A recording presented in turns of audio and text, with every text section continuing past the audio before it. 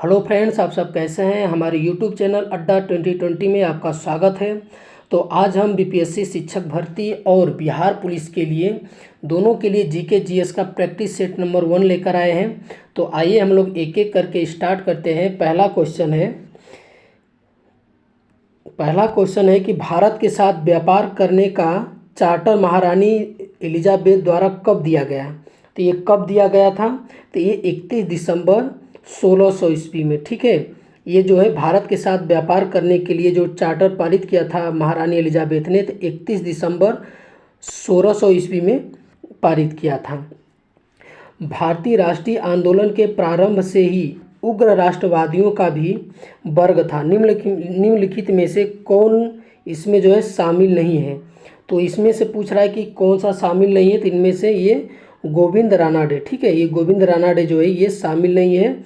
नहीं तो बाल गंगाधर तिलक, लाला लाजपत राय और बिपिन चंद्र पाल, ठीक है, ये जो तीनों लोग हैं ये गरम दल के नेता थे। ठीक है, ये गरम दल के नेता थे। अगर हम बाल गंगाधर तिलक की अगर हम बात कर लेते हैं तो इन्होंने 1893 में, ठीक है, गणपति उत्सव, ठीक है, गणपति उत्सव और उसके बाद 1895 में, ठीक है, 1895 में शिवाजी उत्सव जो है मनाना जो है प्रारंभ किया था। 1893 में गणपति और 1895 में शिवाजी उत्सव जो है मनाना प्रारंभ किया था। और इनकी जो पत्रिका थी वो केसरी थी। ठीक है, ये केसरी इनकी ये पत्रिका है। और इनकी जो पुस्तक है ये गीता रहस्य है। ठीक है, गीता रहस्य,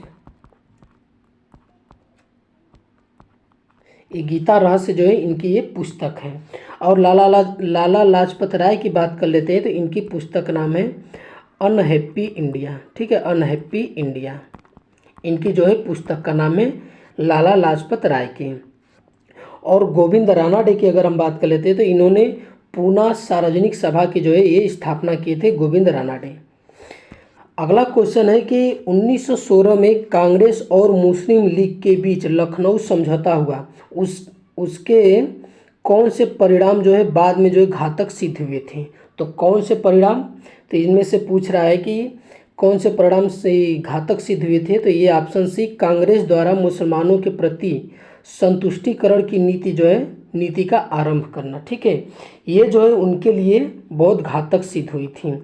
और अगर हम बात कर ले तो 1916 में जो लखनऊ अधिवेशन हुआ था कांग्रेस का, तो उसमें जो है कांग्रेस और मुस्लिम लीग के बीच समझौता हुआ। और कांग्रेस के जो नरम और गरम दल, ठीक है, नरम और गरम दल जो है ये दोनों जो है आपस में मिल गए थे, नरम और गरम दल। अगला क्वेश्चन देखते हैं कि व्यक्तिगत सत्याग्रह किस गवर्नर जनरल के काल में हुआ था। तो किस गवर्नर जनरल के काल में हुआ था, तो ये आपका हुआ था लॉर्ड लिनलिथगो। ठीक है, लॉर्ड लिनलिथगो के समय में हुआ था। लॉर्ड लिनलिथगो के समय में और कौन सी घटना हुई थी, तो इनके ही समय में जब ये गवर्नर जनरल थे तो इनके ही समय में 1940 में, ठीक है, 1940 में अगस्त प्रस्ताव आया था।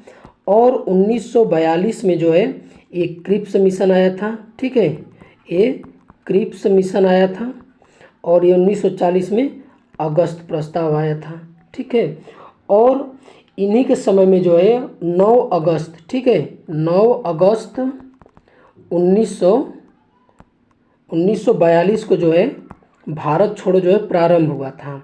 ठीक है, कंफ्यूजन में मत हो जाना, ये तो 8 अगस्त है। 8 अगस्त को जो है ये प्रस्ताव पारित किया गया था। ठीक है, 8 अगस्त को जो है ये प्रस्ताव जो है पारित किया गया था। और 9 अगस्त 1942 जो है ये प्रारंभ हुआ था।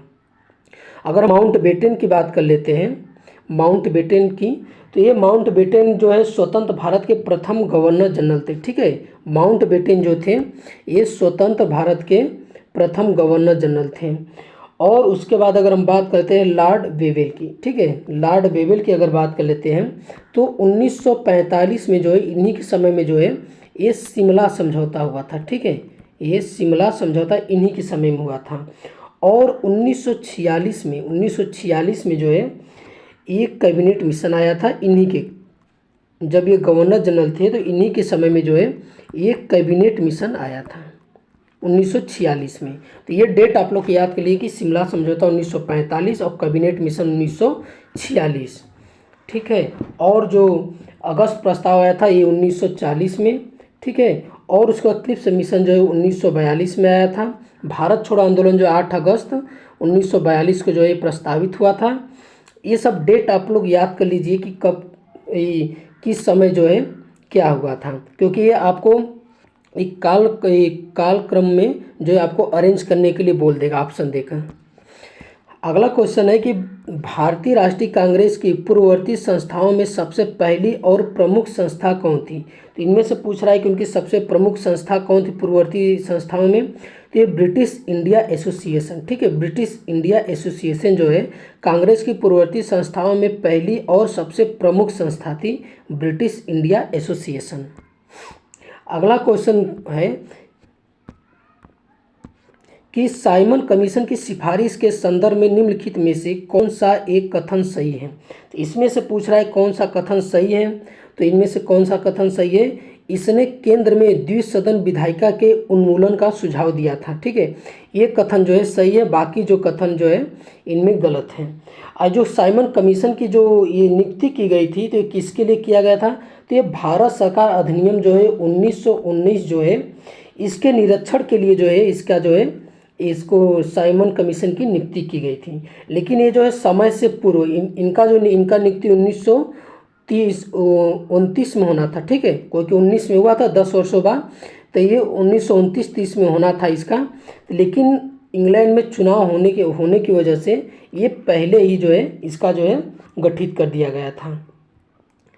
अगला क्वेश्चन हम लोग देखते हैं कि Dadabhai Naoroji British House of Commons के लिए चुने जाने वाले ये पहले भारतीय थे। उन्होंने किस पार्टी के टिकट पर चुनाव लड़ा था। तो किस पार्टी के चुनाव पर लड़े थे। तो ये लिबरल पार्टी, ठीक है, लिबरल पार्टी के टिकट पर ये चुनाव लड़े थे। अगर हम दादा भाई नौरोजी की बात कर लेते हैं तो इनकी एक पुस्तक है पावर्टी एंड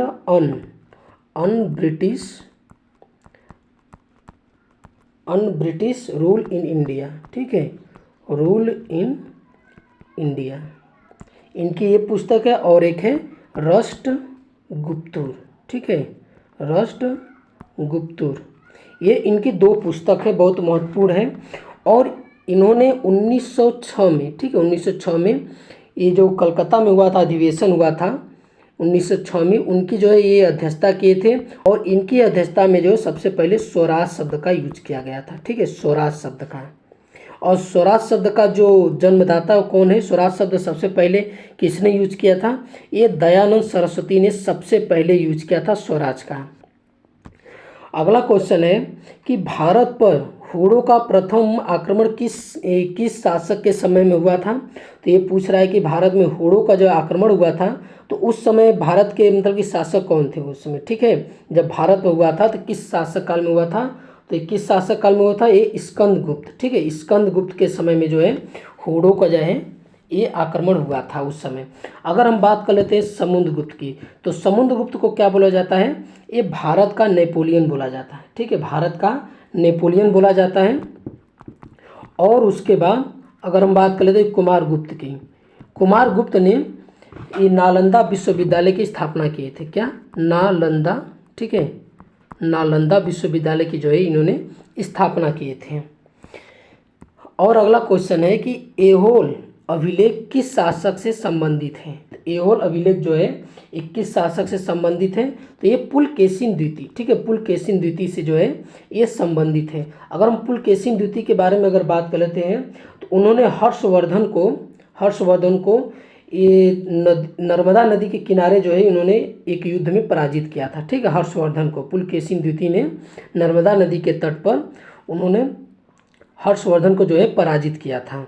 अगर हम हर्षवर्धन की बात कर लेते हैं तो हर्षवर्धन की 3 पुस्तक, ठीक है, बहुत फेमस है, प्रियदर्शिका,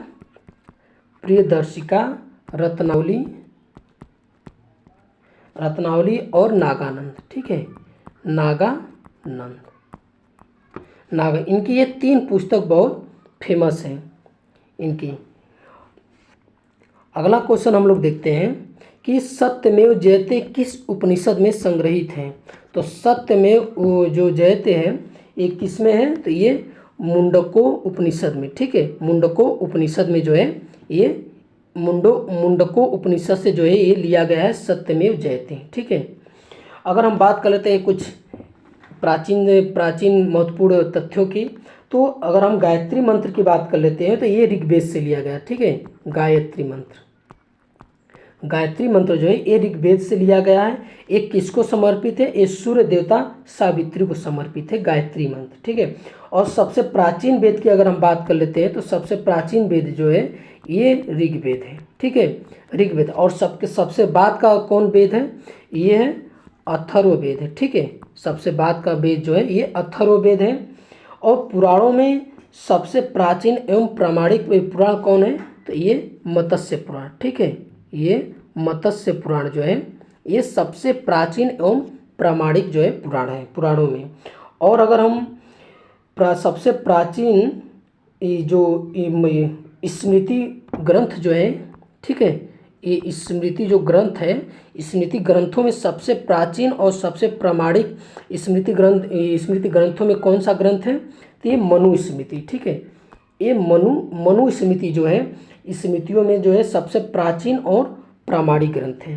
ठीक है, अगला क्वेश्चन हम लोग देखते हैं कि महावस्तु महात्मा बुद्ध का जीवन वृत्तांत है। ठीक है, महावस्तु जो है ये महात्मा बुद्ध का जीवन वृत्तांत है। इसका संबंध किस शाखा से है? तो इसका संबंध जो है किस शाखा से है? तो ये महायान से है। ठीक है, ये महायान से है। अगर हम महात्मा गौतम बुद्ध की बात कर लेते हैं तो ये बौद्ध धर्म के जो है ये संस्थापक हैं। ठीक है, बौद्ध धर्म के। और इनके प्रथम गुरु का नाम क्या था? अलार कलाम। ठीक है, अलार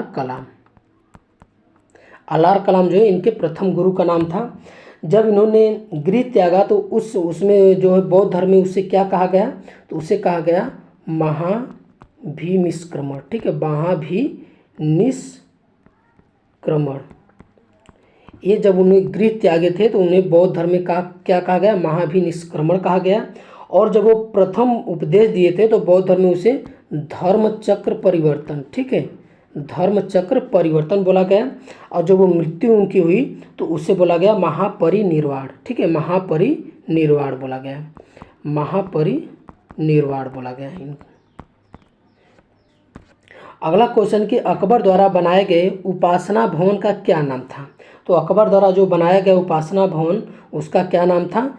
इबादत खाना। ठीक है, इबादत खाना जो है ये अकबर द्वारा बनाए गए उपासना भवन का नाम था। अगर हम बात कर लेते हैं अकबर की, तो अकबर ने दास प्रथा का अंत कब किया था? तो ये 1562 में दास प्रथा का अंत किया था। और तीर्थ यात्रा कर कब समाप्त किया था? 1563 में। और जजिया कर कब समाप्त किया था?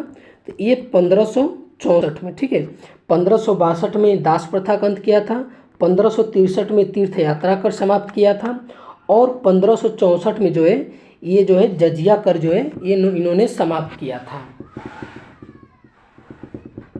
और इन्होंने एक धर्म की स्थापना किया था, इसका नाम क्या था? दीन ए इलाही। ठीक है, दीन ए इलाही धर्म की इन्होंने स्थापना किया था। इस धर्म को अपनाने वाला एकमात्र व्यक्ति कौन था? तो बीरबल था। ठीक है, और उसके बाद इन्होंने गुजरात विजय के दौरान सर्वप्रथम जो है पुर्तगालियों से मिले थे। ठीक है, पुर्तगाली से इन्होंने सर्वप्रथम जो है गुजरात विजय के अभियान मिले थे।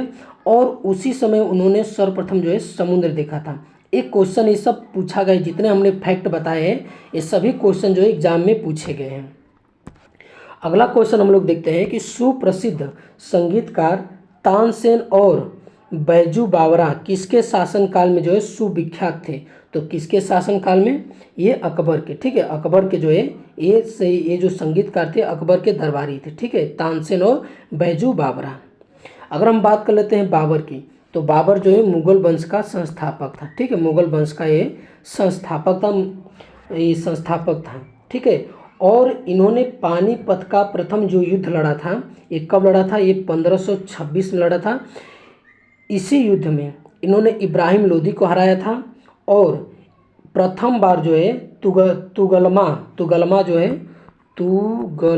ठीक है, तुगलमा युद्ध नीति जो है इन्होंने सबसे पहले जो है 1526 में ये पानीपत के युद्ध में जो है अपनाया था, ये युद्ध नीति तुगलमा युद्ध नीति। और इसी समय जो है इन्होंने सर्वप्रथम जो है तोप का प्रयोग किया था। बाबर ने सर्वप्रथम जो है तोप का प्रयोग किया था। और जो है खानवा का युद्ध, खानवा का युद्ध जो है ये 1527 में लड़े थे, खानवा का युद्ध। और उसने इन्होंने राणा सांगा को हराया था। किसे? राणा सांगा को हराया था। राणा सांगा को 1527 में था। और चंदेरी का युद्ध जो है ये 1528 में हराए थे। इन्होंने मेदिनी राय को हराया था। और घाघरा का जो अंतिम युद्ध इन्होंने लड़ा था ये 1529 में हराया था। इसमें उन्होंने अफगानों को हराया था। ठीक है, ये था बाबर के संबंधी पूरा तथ्य। और अगर हम बात कर लेते हैं हुमायूं की, हुमायूं ने 2 युद्ध, ठीक है, 1539 में और 1540 में। 1539 में जो इन्होंने युद्ध लड़ा था उस युद्ध जो चौसा की युद्ध था, ठीक है, ये चौसा की युद्ध लड़ा था। ठीक है, इन्होंने इसमें शेर खां से हार गया था इन दोनों युद्ध में, 1539 में चौसा का और 1540 में बिलग्राम का। ठीक है, बिलग्राम का ये दोनों युद्ध जो है लड़ा था हुमायूं से। हुमायूं ने शेर खां से लड़ा था। ये दोनों युद्ध में जो है वो हार गया था। अब अगला क्वेश्चन हम देखते हैं कि न्यू कैसल पोर्ट जो दुनिया का सबसे बड़ा कोयला निर्यात बंदरगाह है, यह किस देश में स्थित है? तो ये किस देश में स्थित है? तो ये ऑस्ट्रेलिया में स्थित है। ठीक है, ये ऑस्ट्रेलिया में स्थित है। ये न्यू कैसल पोर्ट, ठीक है, न्यू कैसल पोर्ट जो है बंदरगाह है, ये दुनिया का सबसे बड़ा कोयला निर्यात बंदरगाह है। तो ये ऑस्ट्रेलिया में है। अगर हम बात कर लेते हैं कनाडा की, ठीक है, तो कनाडा की राजधानी कहाँ है? ये ओटावा में है। ठीक है, ओटावा इसकी राजधानी कहाँ है? ओटावा। और इसका जो है रुपया कहाँ क्या चलता है? इसका मुद्रा क्या है? ये डॉलर है। इसका मुद्रा जो है डॉलर है। ठीक, अगर हम ऑस्ट्रेलिया की बात कर लेते हैं तो इसकी राजधानी जो है कैनबरा है। ठीक है, कैनबरा है और इसका भी जो मुद्रा है ये डॉलर है। अगर हम बात कर लेते हैं मैक्सिको की, मैक्सिको की राजधानी क्या है?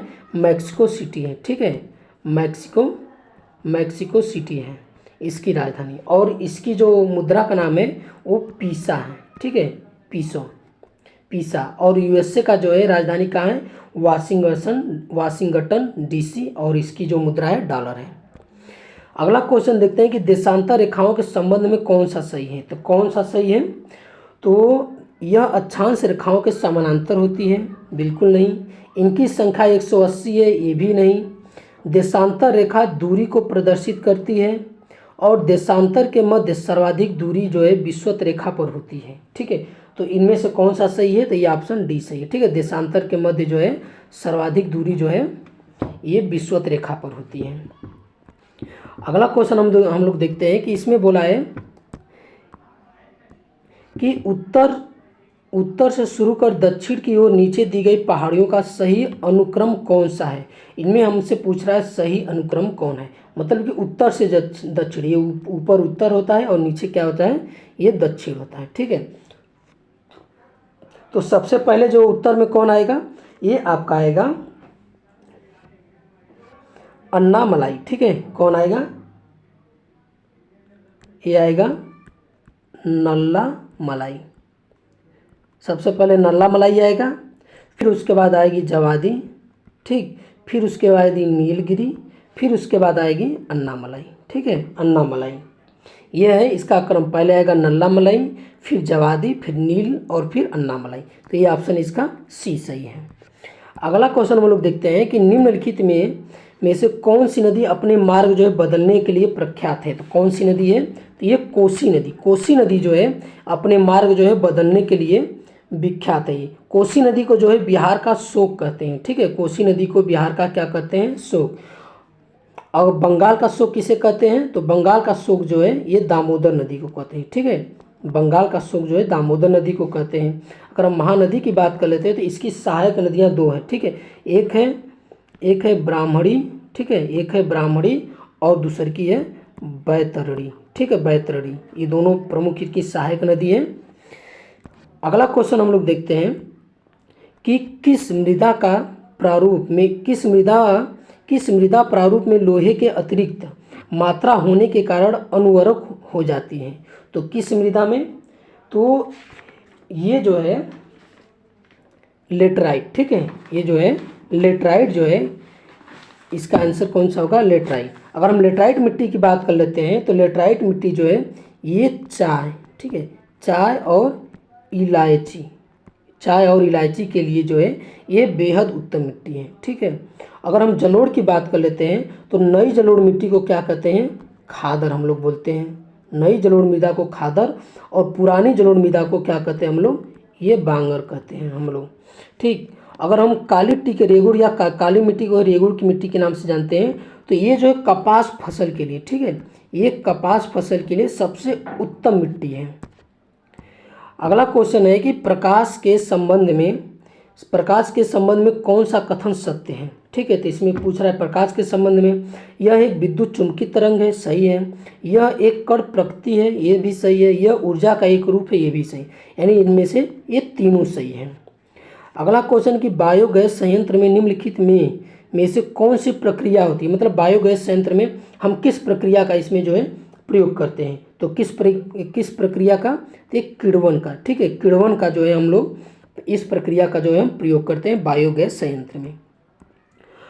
अगला क्वेश्चन है कि एक वर्ग में ऊपर से नीचे की ओर आने पर, बोल रहा है कि ऊपर से नीचे की ओर आने पर परमाणु का आकार क्या होता है? तो क्या होता है? ये बढ़ता है। ठीक है, ये बढ़ता है परमाणु का आकार। और बाएं से दाएं जाने पर क्या? बाएं से दाएं जाने पर क्या होता है? ये घटता है। ठीक है, बाएं से दाएं जाने पर घटता है और ऊपर से नीचे आने पर बढ़ता है। अगर परमाणु का आकार बढ़ेगा तो उसकी त्रिज्या भी बढ़ेगी। ठीक है, उसकी त्रिज्या भी बढ़ेगी। और उसकी अगर परमाणु का आकार घटेगा तो उसकी त्रिज्या भी घटेगी, उसकी त्रिज्या भी घटेगी। मतलब कि ऊपर से नीचे आने पर जो उसकी त्रिज्या बढ़ती है और बाएं से दाएं जाने पर उसकी त्रिज्या क्या होती है? घटती है। अगला क्वेश्चन है कि वायुमंडल में प्रकाश का विसरण का कारण क्या है? ठीक है, विसरण का मतलब कि फैलाव। ठीक है, पूछ रहा है कि जो प्रकाश है उसमें, जो वायुमंडल में जो प्रकाश फैलता है उसका क्या कारण है? तो क्या कारण है? ये धूल कण। ठीक है, जब ये धूल कण पर जब प्रकाश पड़ता है तो ये चारों दिशाओं में मतलब कि ये विसरित हो जाता है, यानी फैल जाता है टकराने के बाद उससे। अगला क्वेश्चन है कि किसी भी यौगिक का ऑक्सीकरण संख्या क्या होता है? ठीक है, तो ये पूछ रहा है किसी भी यौगिक का ऑक्सीकरण संख्या क्या होता है? तो किसी भी यौगिक का ऑक्सीकरण संख्या ये शून्य होती है इसकी। ठीक है, कैसे होती है? जैसे देखिए H2SO4 है। ठीक है, H2SO4 है तो इसकी H की ऑक्सीकरण संख्या कितनी होती है? +1 होती है। और ठीक है, H की कितनी होती है? +6 होती है। और O की कितनी होती है? -2। ठीक है, तो अगर ये -2 है तो ये कितना है? O 4 है तो ये कितना हो जाएगा? 4 दूना 8 -8 इस पे हो जाएंगे। यस एक ही है तो ये +6 और H2 कितना है? 2, तो ये इसका +1 होता है तो किसका कितना हो जाएगा? ये +2 हो जाएगा इसका। और ये +6। ठीक है, तो +2 +6 कितना हो गया? +8 हो गया। और इसकी ऑक्सीकरण संख्या कितनी है? -8। ठीक है, तो टोटल कितना हो जाता है? ये 0 हो जाता है। ठीक है, तो ये होता है किसी भी यौगिक की ऑक्सीकरण संख्या कितनी होती है? 0 होती है। अगला क्वेश्चन हम लोग देखते हैं कि सर्प विषरोधी सुई किस तत्व का एक यौगिक है? तो पूछ रहा है किस तत्व का एक यौगिक है? तो ये स्वर्ण यौगिक है। ठीक है, स्वर्ण यौगिक का एक जो है ये तत्व है सर्प विषरोधी। ठीक है, सर्प विषरोधी जो सुई है किस तत्व का एक यौगिक है? तो ये स्वर्ण यौगिक है। दाब का बीमित सूत्र क्या होगा? ठीक है, तो पूछ रहा है कि हमसे दाब का, तो दाब बराबर P बराबर क्या होता है? F/A होता है। ठीक है, तो F बराबर क्या होता है? ma/A होता है। ठीक है, तो देखिए F क्या है? इसमें बल है और ये क्या है? एरिया है, यानी क्षेत्रफल है। ठीक है, ये तो देखिए इसमें F बराबर ma क्या है? इसमें त्वरण है। ठीक है, तो देखिए यम क्या हो गया? यम का क्या होता है? यम होता है। और ए का क्या होता है?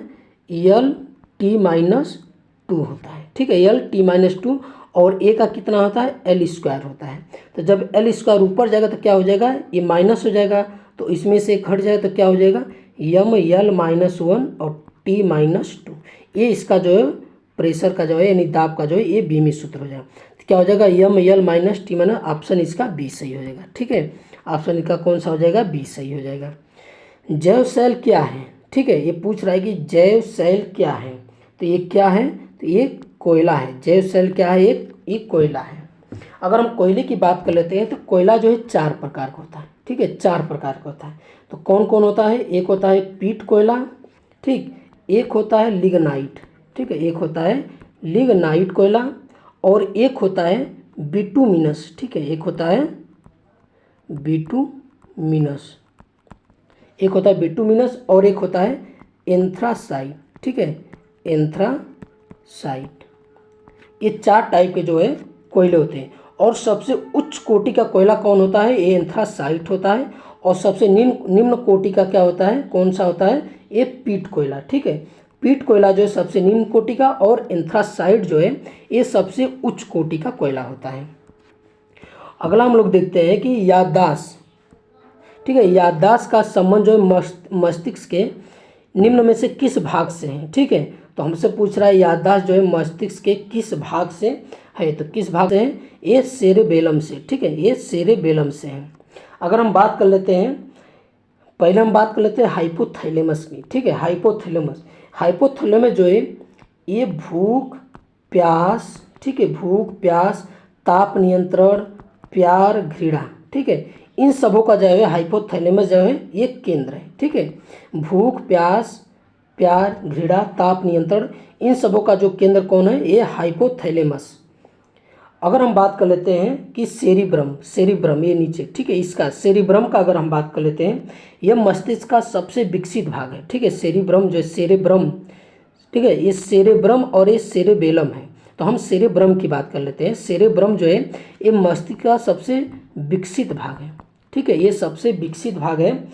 यह जो है बुद्धिमत्ता, स्मृति, इच्छा शक्ति, ठीक है, ऐच्छिक गतिविधियों का जो है ये केंद्र होता है, ठीक है।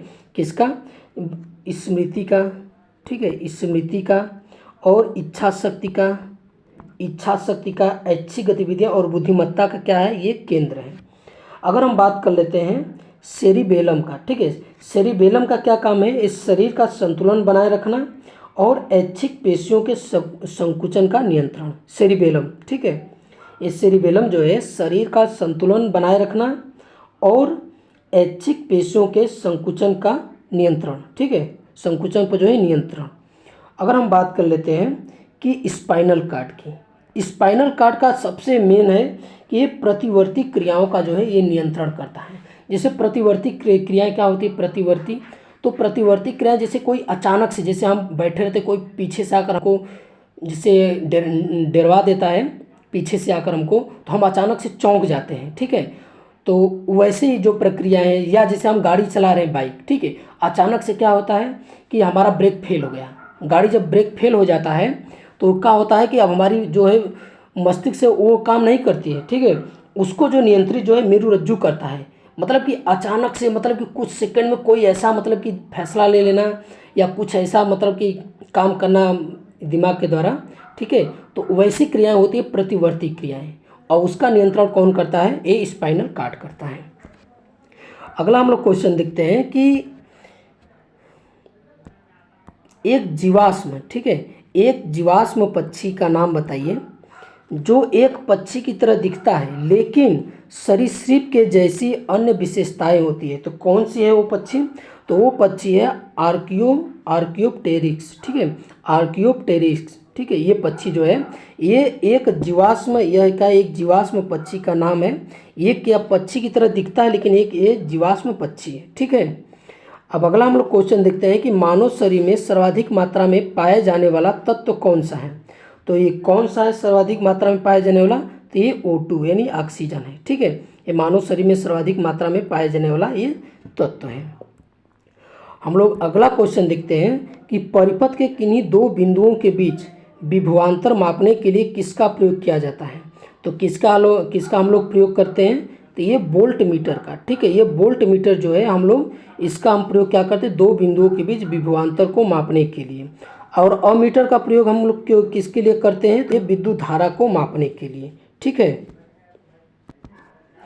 अगला क्वेश्चन हम लोग देखते हैं कि अगला क्वेश्चन है कि आपातकाल के दौरान मौलिक अधिकारों का निलंबन कौन कर सकता है? तो कौन कर सकता है? तो ये भारत के राष्ट्रपति कर सकते हैं आपातकाल के दौरान मौलिक अधिकारों का निलंबन, ठीक है। आपातकाल के दौरान जो है दो अनुच्छेद, ठीक है, अनुच्छेद 20 और 21, ठीक है, ये कभी भी निलंबित नहीं होते हैं। 20 और 21 जो है ये अनुच्छेद जो है ये निलंबित नहीं होते हैं। अगर हम बात कर लेते हैं भारत के राष्ट्रपति का, तो अनुच्छेद 52 में, ठीक है, अनुच्छेद 52 में ये वर्णित है कि भारत का एक क्या होगा? राष्ट्रपति होगा। और भारत देश का जो प्रथम नागरिक कौन होता है? तो ये राष्ट्रपति होता है, ठीक है। और अनुच्छेद 52 में क्या है कि भारत का एक राष्ट्रपति होगा। और अनुच्छेद 61 पर क्या है, अनुच्छेद 61 में तो ये महाभियोग है, राष्ट्रपति पर जो है महाभियोग है, ठीक है, अनुच्छेद 61 में है। और अनुच्छेद 72 में क्या है, ये क्षमादान की शक्ति, ठीक है, क्षमादान की शक्ति क्या है, ये अनुच्छेद 72 में है। अगला क्वेश्चन हम लोग देखते हैं कि प्राक्कलन समिति के सदस्यों का कार्यकाल कितने वर्ष का होता है। तो कितने वर्ष का होता है, तो ये 1 वर्ष का होता है प्राक्कलन के। जो प्राक्कलन समिति के जो सदस्य होते हैं उनके सदस्यों की संख्या होती है 30, और 30 जो है सभी सदस्य जो है ये लोकसभा से होते हैं, ठीक है, ये लोकसभा से होते हैं 30 सदस्य, ठीक है। और इनका कार्यकाल कितना होता है, 1 वर्ष का होता है। और एक और होता है लोक लेखा समिति, ठीक है, एक होता है लोक लेखा समिति, ठीक है। लोक लेखा समिति में सदस्यों की संख्या कितनी होती है, ये 22 होता है लोक लेखा समिति में। और इसमें जो है 15 जो है लोकसभा से होते हैं, ठीक है, और 7 जो है ये राज्यसभा से होते हैं। इनकी संख्या कितनी होती है लोक लेखा में, 22। और अगला क्वेश्चन है कि निम्नलिखित में से किसके अनुमोदन से भारत की संचित निधि से पैसा निकाला जाता है। तो ये किसके अनुमोदन से निकाला जाता है, तो भारत की संसद से, ठीक है। जब भारत की संसद जो है अनुमोदन करती है तो तब भारत की संचित निधि से जो है ये पैसा निकालते हैं। अगला क्वेश्चन है कि भारतीय संविधान में विधि के समक्ष समता किस देश के संविधान से लिया गया है। तो किस देश के संविधान से, ये ब्रिटेन की ठीक है, ब्रिटेन की संविधान से जो है विधि के समक्ष समता का जो अधिकार जो है ये ब्रिटेन की इस संविधान से लिया गया है। अगर हम अमेरिका की बात कर लेते हैं तो अमेरिका से क्या लिया गया है, मौलिक, ठीक है, मौलिक अधिकार, ठीक है, न्यायिक पुनरावलोकन, संविधान की सर्वोच्चता और उसके बाद न्यायपालिका की स्वतंत्रता, ये सब जो है अमेरिका से लिया गया है। जर्मनी से जो है ये आपातकाल की शक्तियाँ, ठीक है, आपातकाल की राष्ट्रपति की जो राष्ट्रपति की शक्तियाँ होती हैं ये जर्मनी से लिया गया है। और जापान से क्या लिया गया है, तो ये जापान से जो है विधि द्वारा स्थापित प्रक्रिया, ठीक है, ये विधि द्वारा स्थापित प्रक्रिया जो है ये जापान से लिया गया है। अगला क्वेश्चन हम लोग देखते हैं कि संविधान संशोधन प्रक्रिया संविधान के किस भाग में उल्लेखित है। तो ये किस भाग में है, तो ये भाग 20 में है, ठीक है, ये भाग 20 में है। भाग 18 में क्या है, तो भाग 18 में है ठीक है, आपातकाल, ठीक है, आपातकाल जो है उपबंध है, ये भाग 18 में है। और भाग 12 में क्या है, वित्त, संपत्ति, संविदाएं और वाद जो है ये भाग 12 में है। और भाग जो 16 है इसमें क्या है, कुछ वर्गों के संबंध में विषय उपबंध, ठीक है, कुछ वर्गों के संबंध में विषय उपबंध, ये जो है भाग 16 में है। अगला क्वेश्चन हम लोग देखते हैं कि सूची 1 और सूची 2 से क्या करना है, हम लोग को मिलान करना है। पूछा कि भाषा का उल्लेख किस में है, तो ये भाषा का उल्लेख किस में है, भाग 8वीं अनुसूची में है। दल बदल निरोध अधिनियम किससे है, 10वीं अनुसूची में है।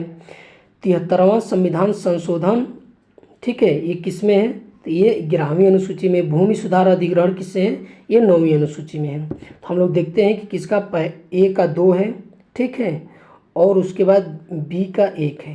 तो ये ऑप्शन कौन सा सही है, बी, ठीक है, ये सी का 4 और उसके बाद डी का 3, तो ये ऑप्शन बी सही है। अगला क्वेश्चन है कि 1833 के चार्टर अधिनियम के अंतर्गत प्रथम विधि आयोग का गठन किसके अध्यक्षता में किया गया था। तो ये किसकी अध्यक्षता में किया गया था, तो ये लॉर्ड मैकाले की, ठीक है, लॉर्ड मैकाले की अध्यक्षता में जो है ये प्रथम विधि आयोग का जो है गठन किया गया था। अगला क्वेश्चन है कि निम्न में से कौन सी औषधि या क्रांति प्याज और झींगा उत्पादन से संबंधित है। तो कौन सी है, ये पूछ रहा है कि क्रांति प्याज और झींगा से, तो ये कौन सी है, ये गुलाबी क्रांति, ठीक है, गुलाबी क्रांति जो है प्याज और झींगा उत्पादन से संबंधित है। अगर हम लाल क्रांति की बात कर लेते हैं तो ये टमाटर और मांस, ठीक है, टमाटर और मांस से है। अगर हम नीली क्रांति की बात कर लेते हैं तो ये मत्स्य उत्पादन से है, ठीक है, ये मत्स्य उत्पादन से है। अगला क्वेश्चन हम लोग देखते हैं कि अगला क्वेश्चन है कि निम्न में से किन 2 संस्थाओं को ब्रेटन वुड्स जुड़वा के नाम से जाना जाता है, ठीक है। तो किन 2 संस्थाओं को, तो ये IMF और विश्व बैंक, ठीक है, IMF और विश्व बैंक को जो है, इन दोनों संस्थाओं को जो है ब्रिटेन वुड्स से जुड़ा हुआ के नाम से हम लोग जानते हैं। अगला क्वेश्चन कि किस वर्ष भारतीय रिजर्व बैंक का राष्ट्रीयकरण हुआ था? तो किस वर्ष हुआ था? तो ये 1949 में हुआ था, ठीक है। भारतीय रिजर्व बैंक यानी RBI की स्थापना कब हुआ था? तो ये 1 अप्रैल, ठीक है, ये 1 अप्रैल 1935 में हुआ था, ठीक। और इसका मुख्यालय कहाँ है? ये मुंबई में है, इसका मुख्यालय मुंबई में है। और इसके द्वारा जो है भारत में जो है ये मौद्रिक, ठीक है, ये मौद्रिक एवं साख नीति जो है बनाई जाती है। ये बेहद इंपॉर्टेंट है। मौद्रिक एवं साख नीति पूछ देगा किसके द्वारा बनाई जाती है? तो ये भारतीय रिजर्व बैंक यानी RBI के द्वारा बनाई जाती है। अगला क्वेश्चन हम लोग देखते हैं कि हिंदू राष्ट्र का विचार मूलतः ये किसका है? तो ये हिंदू राष्ट्र का विचार जो है ये किसका है? तो ये BD सावरकर का है, ठीक है, BD सावरकर का है। भारत में आयकर है, तो भारत में आयकर क्या है?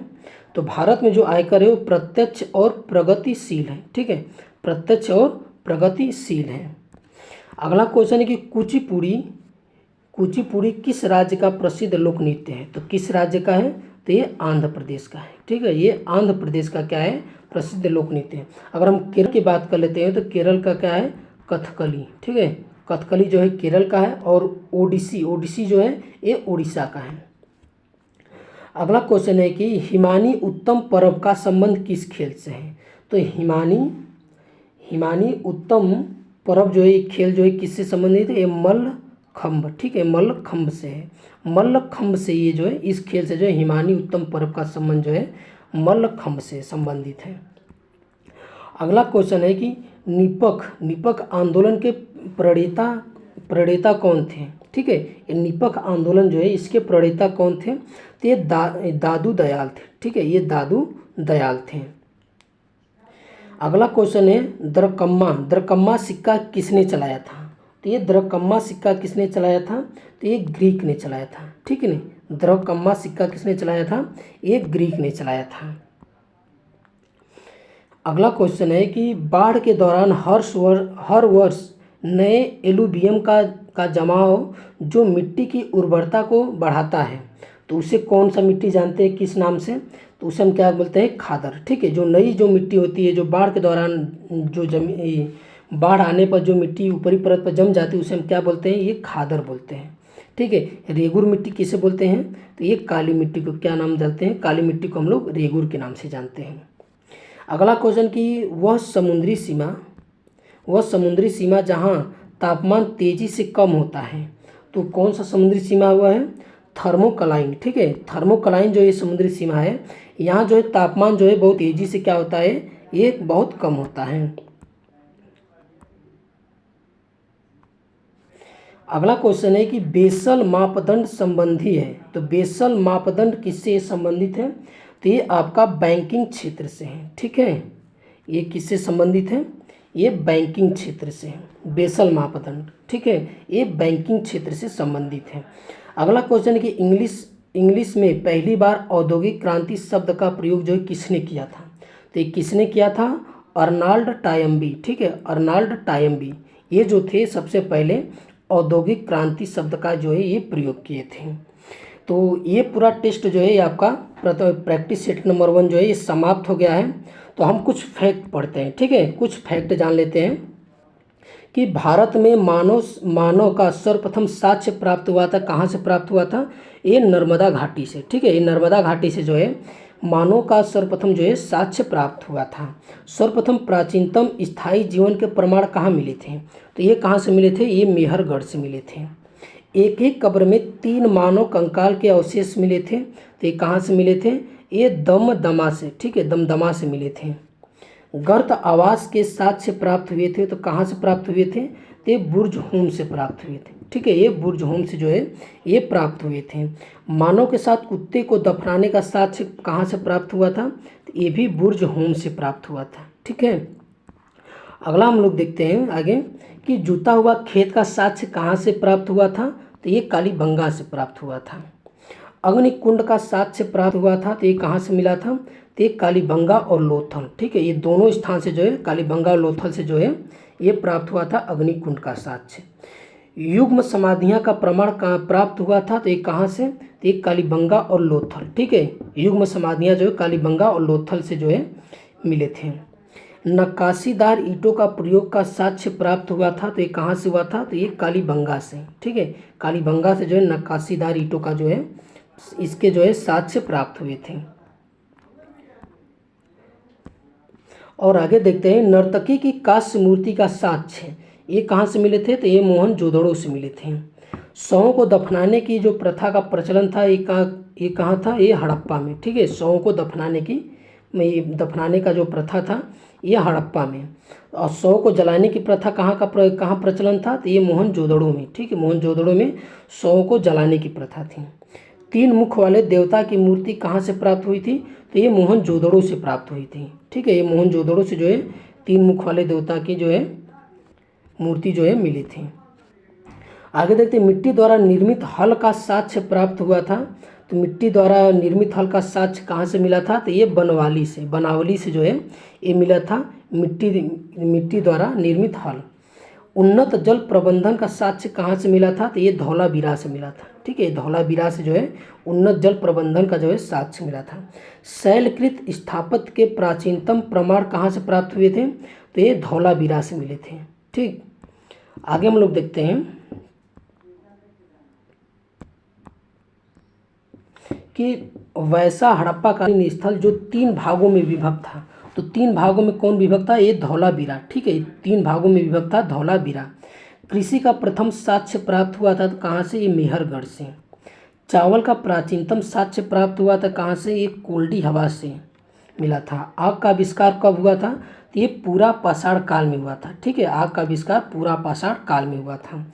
और पहिए का आविष्कार कब हुआ था, तो ये 9 पाषाण काल में, ठीक है, 9 पाषाण काल में जो है पहिए का आविष्कार हुआ था। मानव द्वारा सर्वप्रथम प्रयुक्त अनाज कौन था, तो ये जौ था, ठीक है, जौ जो है सबसे पहले जो है मानव ने इसको प्रयोग किया था। मानव द्वारा सर्वप्रथम प्रयोग में लाया गया धातु कौन था, तो ये तांबा था, ठीक है, सर्वप्रथम प्रयोग में लाया जाना धातु कौन था, ये तांबा था। आगे हम लोग देखते हैं कि राष्ट्रीय मानव संग्रहालय स्थित कहाँ है, तो ये कहाँ है, ये भोपाल में है। सिंधु सभ्यता के प्रमुख बंदरगाह कौन थे, तो ये लोथल और सुतकोतदा, ठीक है, लोथल और सुतकोतदा। हड़प्पा एवं मोहनजोदड़ो को संयुक्त जुड़वा की राजधानी कहा था, किसने कहा था, ये पिग्गट ने कहा था, ठीक है, कौन कहा था, ये पिग्गट ने हड़प्पा और मोहनजोदड़ो को संयुक्त या जुड़वा राजधानी कहा था। तो ये आज का हमारा प्रैक्टिस सेट नंबर 1 था। तो आपका हमारा ये वीडियो कैसा लगा, अच्छा लगा तो हमारे चैनल को सब्सक्राइब कीजिए, आगे ही इसी तरह वीडियो आते रहेंगे, तो हमारे चैनल को सब्सक्राइब कर लीजिए। देखने के लिए बहुत बहुत धन्यवाद।